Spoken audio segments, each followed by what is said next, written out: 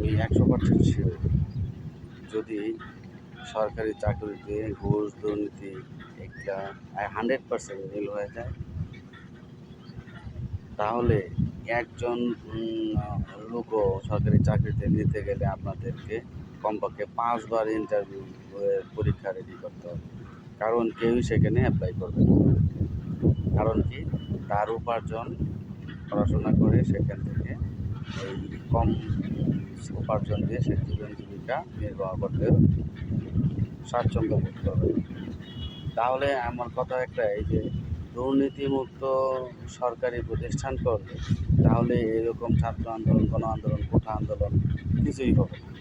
কারণ সরকারের যখন দুর্নীতিমুক্ত হয়ে যাবে, তখন ওই নিজের বিজনেস অথবা বেসরকারি চাকরির প্রতি মানুষ আন্তরিক হবে। ঠিক আছে? তাহলে সেক্ষেত্রে আমাদের প্রথম শর্ত হলো যে দুর্নীতির বিরুদ্ধে রুখে দাঁড়ান, দুর্নীতির বিরুদ্ধে আন্দোলন করুন। মুক্তিযোদ্ধা বাংলাদেশের জন্য একজন অনেক সম্মানিত স্থান।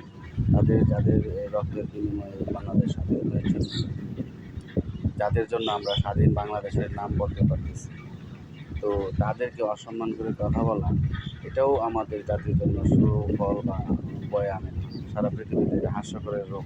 সুতরাং দুর্নীতিমুক্ত বাংলাদেশ গড়ে উন্নত সমৃদ্ধ বাংলাদেশ হিসেবে তৈরি করা যায়। কারণ দুর্নীতি মুক্ত করলে অবশ্যই সবাই পরিশ্রমী, কেউই বসে খাওয়ার চিন্তা ভাবনা করবে না। আর চাকরি করার মানুষের থেকে একটু বেরিয়ে আসবে, সবাই নিজেকে উদ্যোক্তা হিসেবে তৈরি করতে সক্ষম হবে।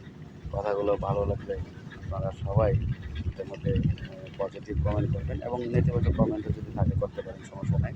কিন্তু আন্দোলন দিয়ে এই কোঠা আন্দোলনের চেয়ে বিজনেস করার মানসিকতা তৈরি করা একমাত্র উত্তর।